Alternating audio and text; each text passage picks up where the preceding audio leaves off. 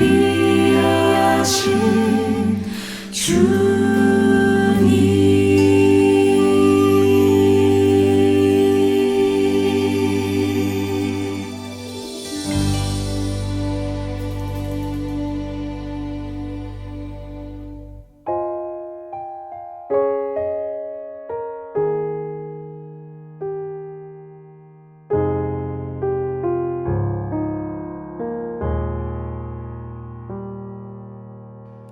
내 백성이 나를 떠나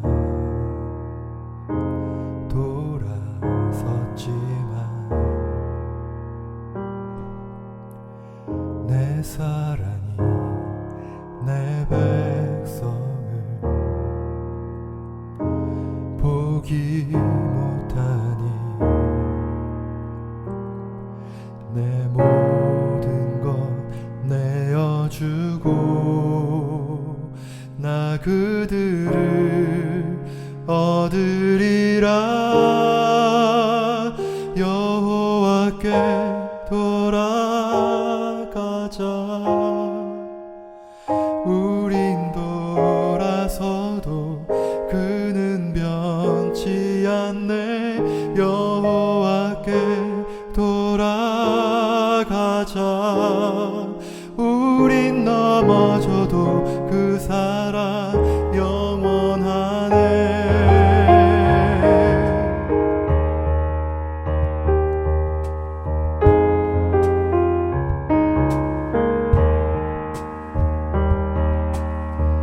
내 백성이 나를 떠나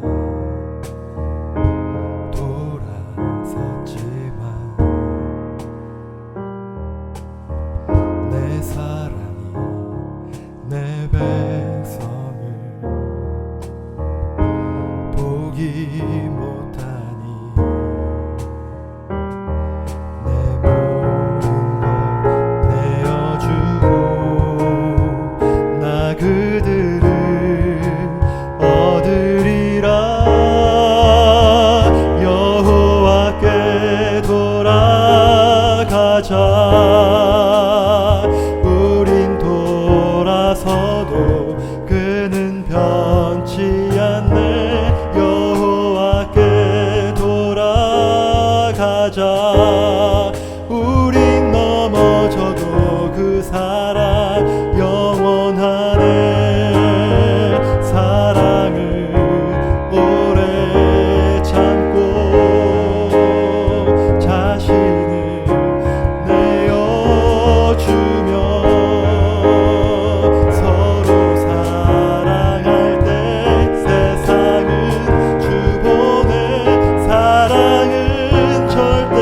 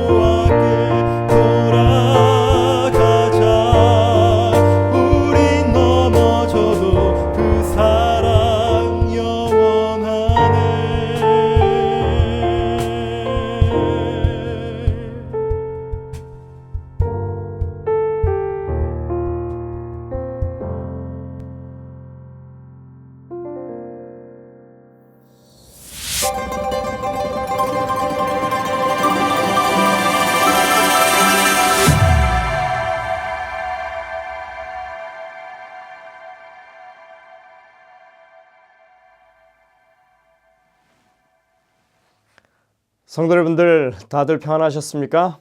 이제 행복한 안식을 시작하는 시간이 되었습니다. 함께 찬미를 부르시면서 이 예배를 열겠습니다. 처음에 부르실 찬미는 431장 찬미입니다. 주님의 뜻을 이루소서. 이 찬미는 손청숙 집사님과 제가 찬양 인도하면서 함께 부르도록 하시겠습니다.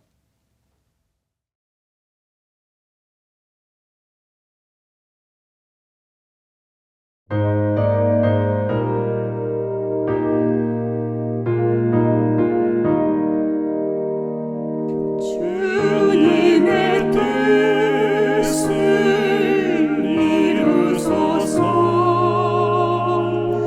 고요한 중에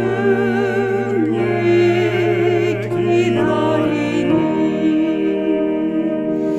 진흙과 같은 날 빚으사 당신의 형상 만드소서. 주님의 뜻을 이루소서. 당신 발 앞에 엎드리니 나의 소망을 살피시오. 눈보다 희게 하옵소서. 주님의 뜻을 이루소서. 병들어 몸이 피곤할 때 권능의 손을 내게 펴서 새롭게 하여 주옵소서. 주님의 뜻을 이루소서. 온전히 나를 주장하사 주님과 함께 동거함을 만민이 알게 하옵소서.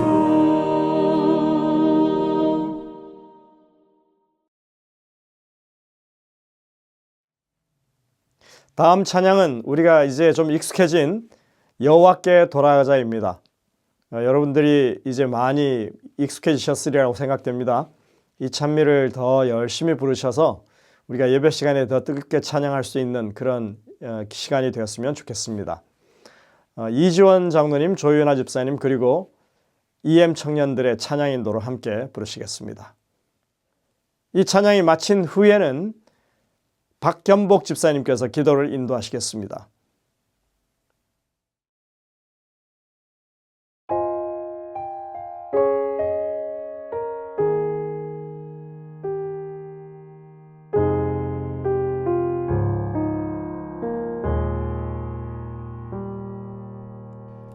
내 백성이 나를 떠나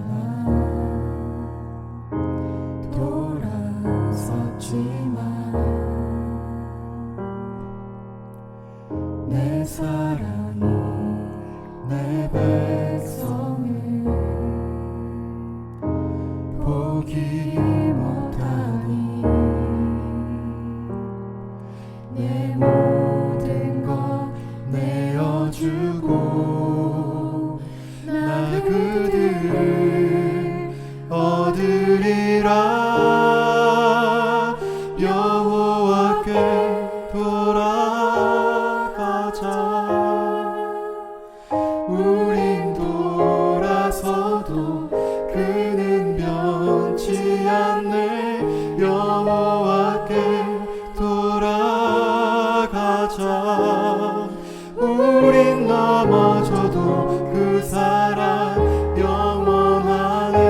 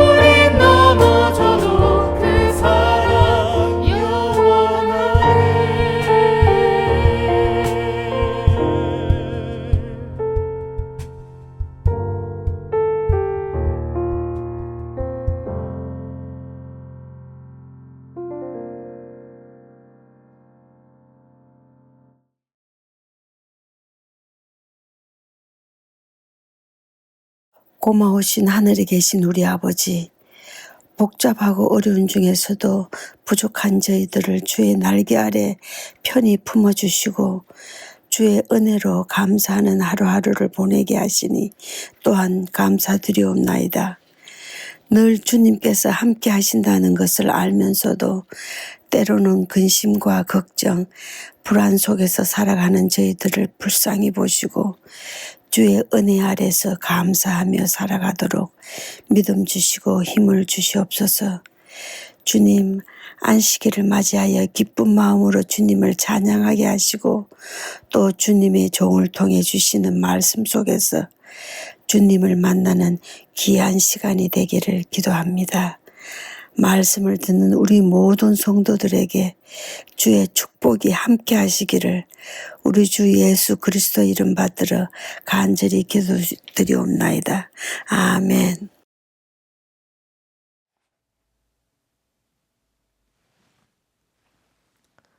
성도 여러분들, 한 주간 하나님의 은혜 가운데 평안하셨습니까?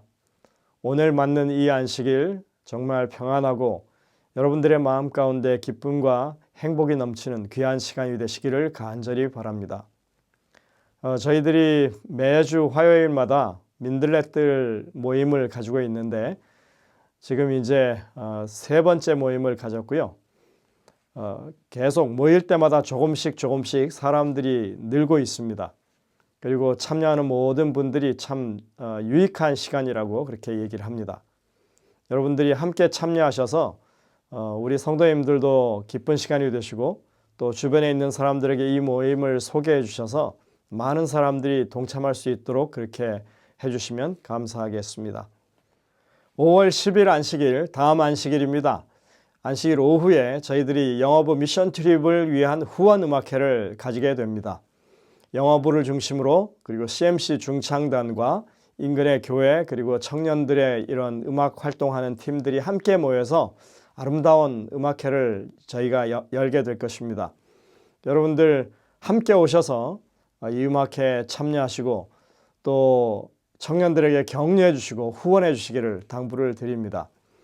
이 일을 통해서 우리 영어부가 오랜만에 미션 트립을 가는데 더 용기를 얻고 그리고 교회가 발전하는 그런 계기가 되기를 간절히 소망합니다. 오늘 저녁에는 앤드류스 한인교회를 섬기시는 서상규 목사님께서 말씀을 준비하셨습니다. 이제 준비된 특창을 들으신 이후에 목사님의 말씀을 듣도록 하겠습니다. 은혜가 넘치는 귀한 시간 되시기를 간절히 바랍니다.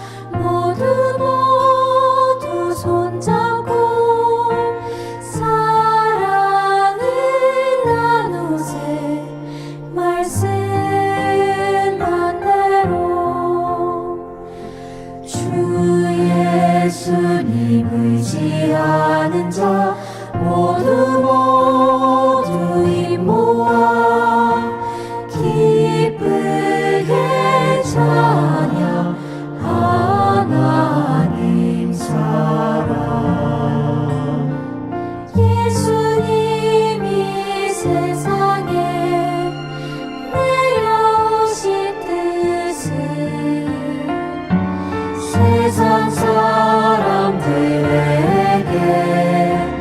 알게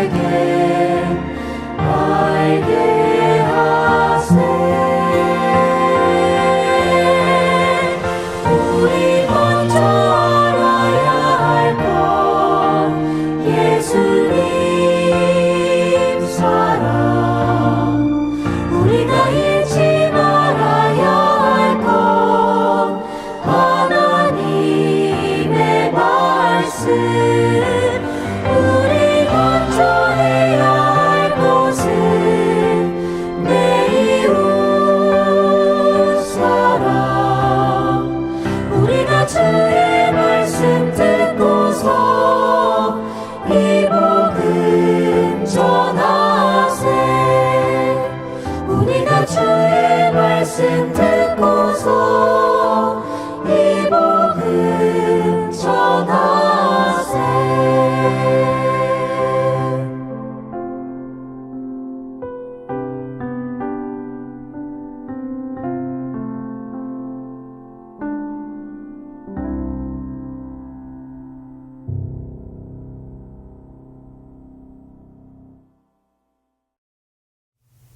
성도 여러분 안녕하세요. 앤드루스 한인교회를 섬기고 있는 서상규입니다. 오늘 이 안식일 저녁 말씀의 시간에 오신 여러분들을 환영합니다. 작년 미국 대통령 선거를 앞두고 당시 후보였던 도널드 트럼프와 카멜라 해리스의 TV 토론회가 있었습니다. 당시 여러 가지 사회적 이슈에 관한 토론 중에 중요했던 것 중에 하나가 바로 이민자에 관한 것이었습니다. 여러분들이 다 아시는 것처럼 트럼프는 이민자에 대하여 강경한 입장이죠. 지금 대통령이 된 후에 강경한 이민 정책으로 많은 이민자들이 불안하게 살아가고 있기도 합니다. 그런데 그 당시 TV 토론 중에 트럼프가 다음과 같은 이야기를 하게 됩니다. 오하이오주 스프링필드에서는 IT에서 온 불법 이민자들이 주민들이 키우는 개나 고양이 같은 애완동물을 잡아먹고 있다는 것이었습니다. 불법 이민자들을 강경하게 조치해야 한다는 근거의 실례로서 이 이야기를 한 것입니다. 그러나 불법 이민자가 고양이를 잡아먹었다는 이야기가 가짜뉴스였음이 밝혀지게 되면서 트럼프는 조롱감이 되었습니다. 그런데 그것이 완전 가짜뉴스는 아니었던 게 오해를 살 만한 뉴스가 있기는 있었습니다. 실제로 한 흑인 여성이 죽은 고양이를 앞에 두고 앉아있는 영상이 있습니다. 그 모습을 본 이웃 주민들이 어떤 여성이 고양이를 죽여서 먹고 있다고 신고를 했고 경찰들이 출동했었습니다. 그러나 그 여인은 IT 이민자도 아니었고 고양이를 먹고 있는 것은 더더욱 아니었죠. 수사당국은 그 여인이 정신적으로 질병을 앓고 있는 것으로 발표하였습니다. 좌우지간 트럼프는 뉴스를 정확하게 확인하지 않고 본인의 입장을 지지하기 위해 무리하게 주장하다가 오히려 놀림감이 되어버리게 되었던 것이지요.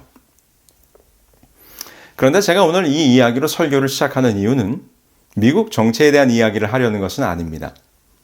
제가 흥미롭게 본 부분은 불법 이민자들에 대한 부정적인 이미지를 위해서 고양이를 잡아먹었다는 이야기를 했다는 것입니다.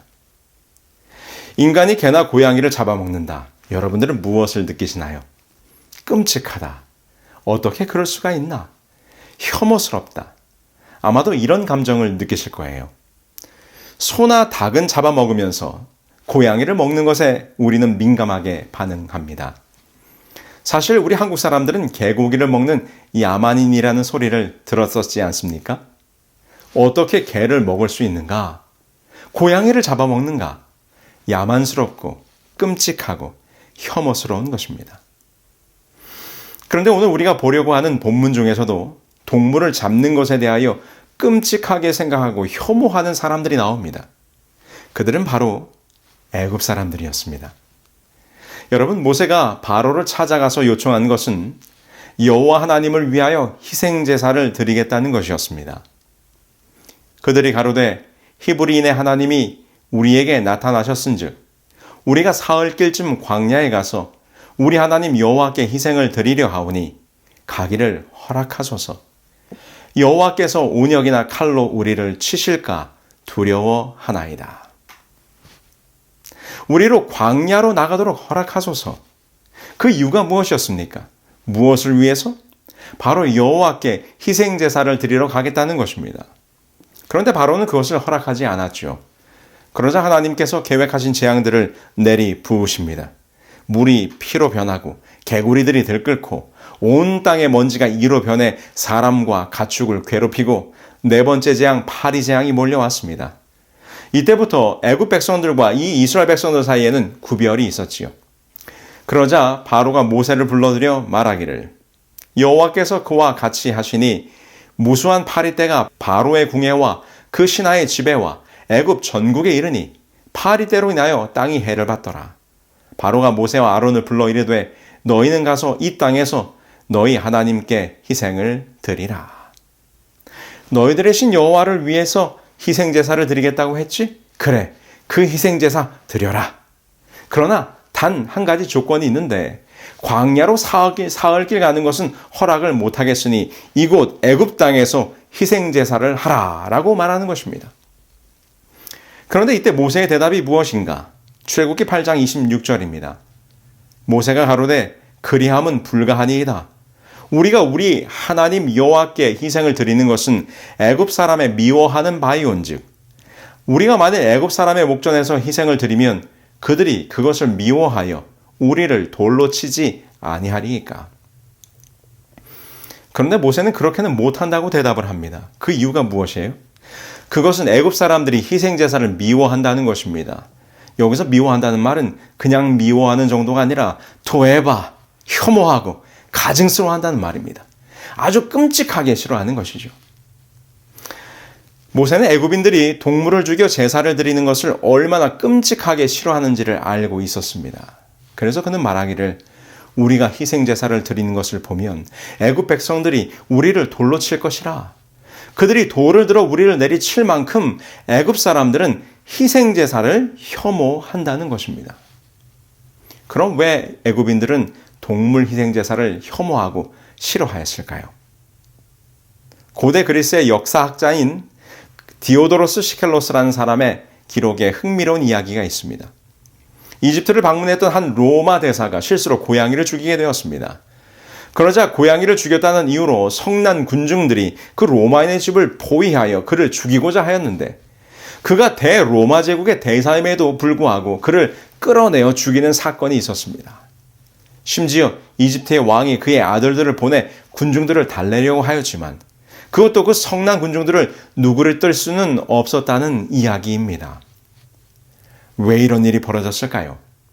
그것은 애굽인들이 고양이를 신성시하였기 때문입니다.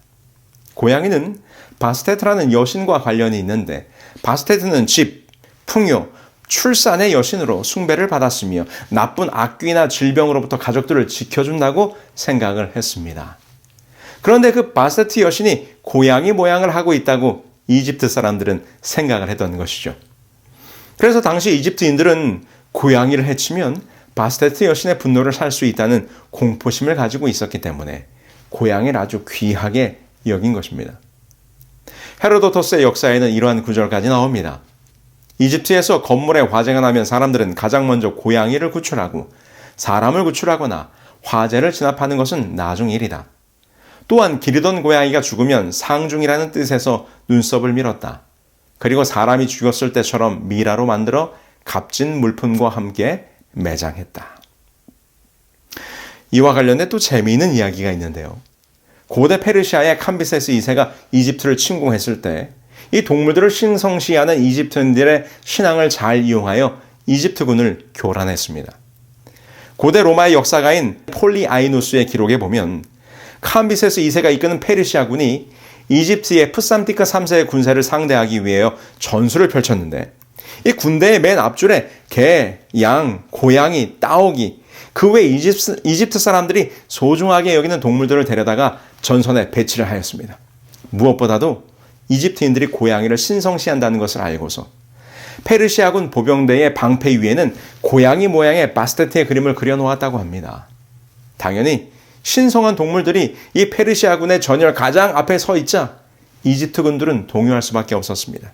그들이 모시던 신이 적군의 방패에 그려져 있고 그들이 그렇게나 아끼던 동물들이 적군의 앞에 늘어서 있었던 상황에서 이집트 군사들은 동물들을 다치게 할까 두려워서 제대로 공격할 수 없었다고 합니다. 그들은 결국 펠리시움 평원에서 이 페르시아군에게 밀려서 패주했으며 이후 공성전에서도 이 페르시아군이 살아있는 고양이들을 방패에 묶어 진격하거나 투석기에 고양이를 넣어서 쏘아 성 안에 던져 넣자 이집트 군들은 전투에는 제대로 대응하지 못한 채 이 고양이들을 수습하다가 이 페르시아군에게 일격을 당해 패했다고 역사는 기록하고 있습니다.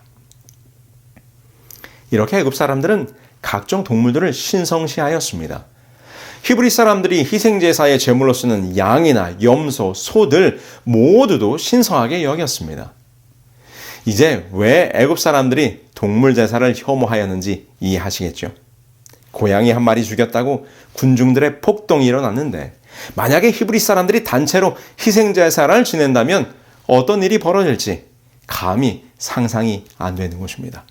모세가 말한 것처럼 그들이 돌을 들어 우리를 칠 것이라는 말이 그냥 나온 말이 아님을 우리가 알 수 있는 것입니다. 애굽인들에게 희생제사는 자신들이 신성시하는 동물을 해야 하는 것이었기에 용납할 수 없는 혐오의 대상이었습니다. 그러나 여러분, 희생제사는 애굽인들에게는 혐오의 대상이었으나 모세에게는 그것이 양보할 수 없는 히브리 신앙의 근간이었습니다. 하나님께서 아담과 하와를 에덴에서 내어 보내실 때 그들에게 가죽옷을 지어 입히심으로 시작된 희생제사는 아벨의 어린 양 제사, 대홍수 이후 노아가 드린 번제와 모리아 산에서 아들 이삭 대신 순양의 제물을 바친 이 아브라함의 제사, 이 모든 것이 하나님으로부터 시작하여 인류의 시조가 드렸으며 히브리 민족의 시작과 대를 이은 족장들이 지켜온 아름다운 신앙의 유산이었습니다. 그리고 이 모든 것은 인간을 다시 구원하시겠다고 하는 구속, 곧 속죄의 의미가 담겨진 하나님의 언약이었기 때문입니다. 그래서 희생제사는 예수님의 희생과 죽으심, 그분의 피 흘림을 통하여 우리가 얻게 될 구원을 상징하는 거룩한 예식이었습니다. 성경은 제물의 피의 희생이 우리의 죄를 속하게 하는 구속의 원리임을 잘 설명해 주고 있지요. 육체의 생명은 피에 있음이라 내가 이 피를 너희에게 주어 단에 뿌려 너희의 생명을 위하여 속하게 하였나니 생명이 피에 있으므로 피가 죄를 속하였느니라. 그러므로 그 모든 희생제사에서 흘려졌던 피가 상징하던 예수 그리스도의 피가 흘려지므로 우리를 위한 영원한 속죄가 이루어진다고 성경은 설명합니다. 그리스도께서 장래 좋은 일의 대제사장으로 오사 손으로 짓지 아니한 곧 이 창조에 속하지 아니한 더 크고 온전한 장막으로 말미암아 염소와 송아지의 피로 아니하고 오직 자기 피로 영원한 속죄를 이루사 단번에 성소에 들어가셨느니라. 그래서 성경은 이 예수님을 제단으로 끌려가는 어린 양으로 역시 묘사하고 있는 것이죠. 그가 곤욕을 당하여 괴로울 때에도 그 입을 열지 아니하였으며 마치 도수장으로 끌려가는 어린 양과 털 깎는 자 앞에 잠잠한 양같이 그 입을 열지 아니하였도다. 여러분, 이것이 이 성경에 기록된 희생제사의 강력한 메시지입니다. 구약의 의문의 율법으로 주어진 모든 제사와 제물의 표상들은 그저 단순히 동물을 죽여 제사를 지내는 것 그 이상의 의미, 곧 하나님 자신이 자신을 제물로 바쳐 자신의 피를 흘려 인간을 구원하실 것을 상징하는 것이었습니다. 온 우주를 창조하신 우리의 신이 우리의 구원을 위하여 대신 희생당하심을 보여주는 것이죠. 이 애굽 사람들의 신앙과는 아주 다른 것이었습니다. 바스테트의 노여움을 받을까 두려워하여 적군이 쳐들어와도 이 고양이를 구하느라 벌벌 떨었던 애굽인들의 동물 숭배 신앙. 그들의 눈에 보기에는 희생제사가 혐오스러운 것이었을지 모르지만 그 속에 담긴 의미는 인간의 구속을 위하여 대신 희생당하시는 우리 하나님의 사랑이 담겨있는 가장 감동적이고 아름다운 예식입니다. 그런데 여러분, 이렇게 이 세상 어디에서도 어떤 종교에서도 찾아볼 수 없는 인간이 신을 위하여 드리는 제사가 아니라 신이 인간을 위하여 스스로 희생하는 제사를 구상하신 이 놀라운 하나님의 사랑의 상징인 희생제사의 의미를 완전히 뒤바꿔버린 존재가 있습니다. 그것은 바로 사단입니다. 하나님의 성품에 대하여 정면으로 공격한 사단은 할 수만 있으면 하나님의 존재를 억압과 공포와 두려움의 대상으로 만들어 버리려고 온갖 거짓과 술수를 다하였습니다. 하나님의 율법에 대하여 도전하면서 하나님을 감당할 수 없는 아주 엄격한 율법으로 피조물들을 징치하고 억압하는 분으로 하나님의 성품을 오해하게 만들었습니다. 그렇게 하나님의 성품에 대한 오해를 일으키는 사단의 계획 가운데 하나가 바로 이 희생제사의 의미를 바꾸어 버리는 것입니다. 시대 소망에 보면 다음과 같은 기록이 있습니다. 사단은 큰 관심을 가지고 아담과 그의 아들들이 드리는 제물을 지켜보았다. 그는 이 의식 가운데서 땅과 하늘 사이의 교통의 표상을 보았다. 그는 이 교통을 방해하려고 결심하였다. 그는 하나님의 뜻을 그릇되게 나타내고 구주를 예표하는 예식을 그릇 해석하였다. 사람들은 하나님을 그들의 열망을 기뻐하시는 분으로 두려워하도록 이끌림을 받았다. 하나님의 사랑을 드러냈어야 할 제물이 다만 그분의 진노를 진정시키기 위하여 드려졌다. 여기 영감의 길에서 뭐라고 설명하고 있습니까? 하나님의 사랑을 표상하고 드러내는 희생 제물의 의미를 하나님의 진노를 진정시키기 위한 제물로, 신들의 노여움을 가라앉히고 신들의 마음을 기쁘게 하는 곡물의 개념으로 바꿔버린 것입니다. 그래서 변질된 희생 제물의 사상은 온 세상 각 종교와 신앙 속에 파고 들어가서 내가 좋은 것을 바쳐야 신들이 축복하고 비를 내려주고 기도를 들어주고 신들이 진노하지 않는다라는 왜곡된 희생제사의 신앙을 사단이 만들어 버린 것입니다. 이것의 시작이 바로 가인과 아벨의 제사에서부터 시작된 것이죠. 자신이 농사한 것 중 좋은 것을 드려야 하나님이 기뻐하신다는 가인은 오해를 한 것입니다. 제사에 드려지는 희생제물이 정작 무엇을 의미하는지 깨닫지 못했기 때문이었던 것이죠. 가인과 아벨의 제사가 여전히 지금까지 이어져 세상의 많은 사람들이 신을 기쁘게 하고 그들의 마음을 달래어 복을 받기 위한 자기 공로의 제물을 드리고 있는 것입니다. 이 얼마나 두려운 하나님에 대한 오해입니까? 사단의 무서운 계략입니다. 제가 어릴 적에 저는 할아버지 방에서 잠을 잤습니다. 제 동생은 조금 어렸기 때문에 안방에서 부모님과 함께 자고 저는 조금 컸다고 할아버지 방에서 자도록 하였습니다. 밤에 할아버지 방에서 자는 것이 불편한 것은 하나 없었는데 한 가지 무서운 것이 있었습니다. 매주 수요일 밤이면 할아버지 방에서 자는 것이 너무 무서웠어요. 왜 무서웠냐면 할아버지가 전설의 고향을 꼭 보시는 것입니다. 지금도 생각하면 무서워요. 음산한 음악과 함께 한자로 전설의 고향이라고 쫙 자막이 나오는데 그때부터 이제 저는 이불을 뒤집어 쓰고 벌벌 떠는 것입니다. 그런데 아무리 자려고 애를 써도 귀로 소리가 들리니까요. 듣다 보면 궁금하기도 하고 또 귀신이 나올까 봐 가슴을 졸이기도 했던 기억이 있습니다. 하여튼 매주 전설의 고향이 방영되는 밤이면 정말 무서웠습니다. 어쨌든 지금 거의 모든 전설들을 다 잊어버렸는데요. 아직도 생생하게 기억이 나는 이야기가 하나 있습니다. 그것은 바로 충청부터 영동군 용상면에 있는 박달산 자락에 있는 덕대골이라는 동네에서 전해 내려오는 전설입니다. 아마도 80년대 이 전설의 고향을 보고 자란 저와 같은 세대 분들이 아니어도 이 에피소드는 워낙 유명해서 많은 분들이 아실 것입니다. 이 전설의 고향의 대표적인 괴담 명대사인 내 다리 내놔, 바로 그 이야기죠. 간단히 줄거리를 소개하자면 충청도 어느 마을에 참 마음씨 착한 여인이 살고 있었습니다. 그런데 그 여인의 남편이 그만 아프게 되어 병상에 누워 지내게 되었습니다. 이 여인이 지극정성으로 남편을 간호했지만 남편은 나을 기색을 보이지 않는 것입니다. 그러다가 그 동네에 이상한 소문이 퍼지기 시작합니다. 그것은 그 여인이 병상에 누운 남편 몰래 이래저래 바람을 핀다는 루머가 돌기 시작한 것이죠. 안 그래도 병든 남편 수발도 어려운데 온갖 누명까지 쓰니 이 여인의 삶이 어떠했겠습니까?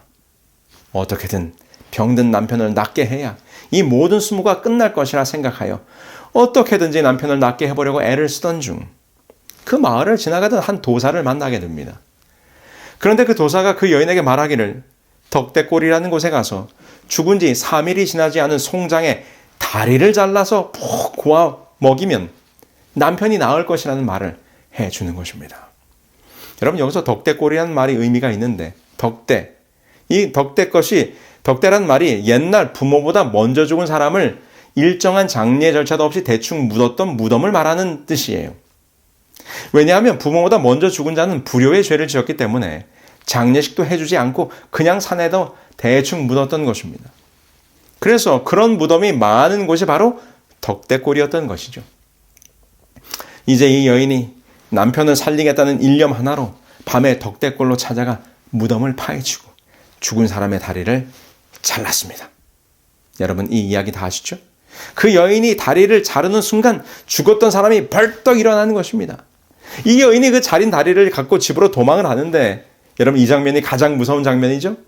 그 살아난 사람이 한쪽 다리로 공중공중 뛰면서 내 다리 내놔, 내 다리 내놔 소리를 치면서 이 여인을 따라오죠. 천신만고 끝에 집에 도착해서 부엌으로 들어가 문을 걸어 잠갔는데, 그 문 앞까지 쫓아와서는 문을 부술듯이 흔들면서 내 다리 내놔, 내 다리 내놔 라고 외치니까 이 여인이 그 잘 나온 다리를 끓는 가마솥에 집어넣고는 그대로 정신을 잃어버립니다. 그리고 아침이 되어 깨보니 무엇이었습니까?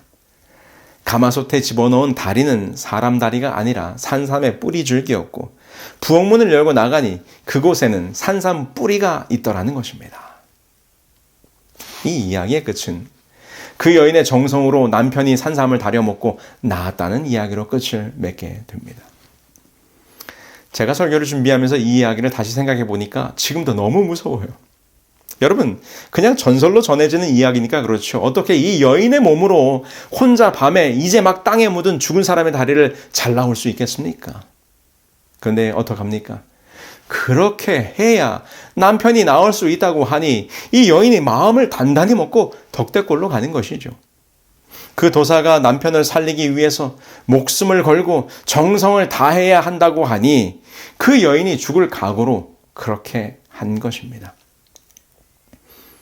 우리 옛 조상님들 어떻게 했습니까?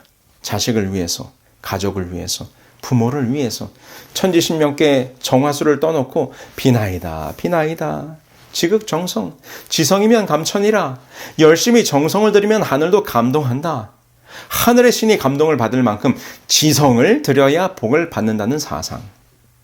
여러분, 이 모든 것이 사단이 왜곡한 희생제물의 잘못된 모습들입니다. 성도 여러분, 애굽 사람들은 신들이 노여워할까 두려워 동물을 잡아들이는 희생제사를 혐오하였습니다. 사단은 인류를 구원하시기 위해 자신의 독생자를 희생제물로 내어주시고 그 피를 흘려 우리를 구원하신 하나님의 사랑의 결정체인 이 희생제사의 의미를 완전히 변질시켜버리고 말았습니다.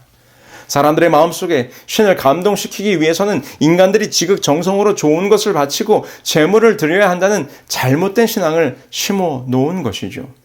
그렇게 하지 않으면 하나님께서 우리의 기도를 듣지 않으시며 복을 주지도 않으시는 냉정한 분으로 오해하게 만들었습니다. 심지어 이 기독교 안에도 이 왜곡된 희생제사의 신앙이 기복신앙의 모습으로 자리 잡고 있지 않습니까? 이 얼마나 두렵고 무서운 하나님에 대한 오해요. 희생제사의 변질입니까? 여러분, 우리 하나님은 그런 분이 아니십니다. 우리가 좋은 것을 바쳐야 기도에 응답하는 분이 아니십니다.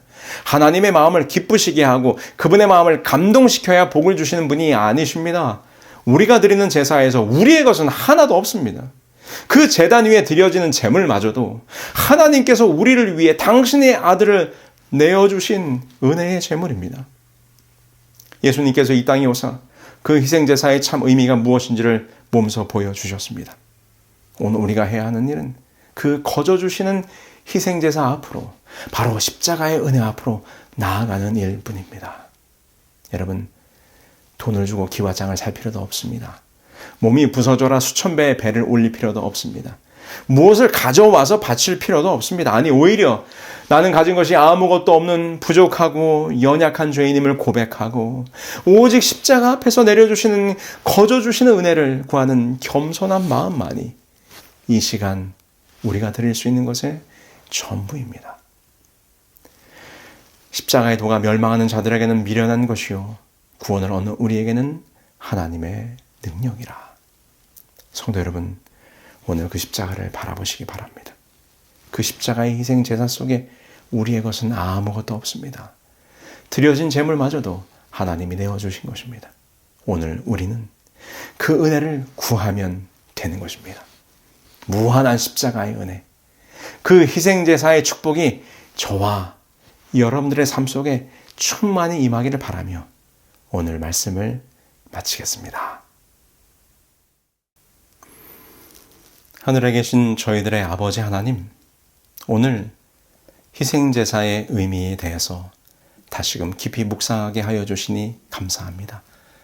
오늘 우리가 하나님께 드릴 것은 아무것도 없습니다. 오늘 이 희생제사에 바쳐진 제물마저도 하나님께서 당신의 아들을 내어주신 것입니다. 이 놀랍고 큰 십자가의 은혜, 이 희생제사의 은혜를 많은 사람들이 오해하고 있습니다.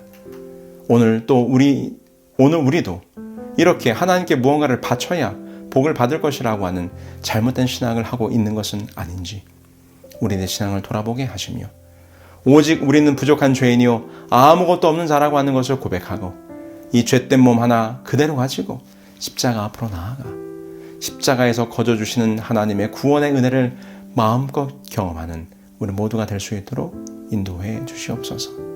그래서 이 시작되는 이 안식일 시간 동안 하나님께서 주시는 무한한 하나님의 사랑과 은혜와 축복을 감당하는 우리 모두가 될 수 있도록 인도하여 주시옵기를 우리 주 예수 그리스도의 이름으로 기도합니다.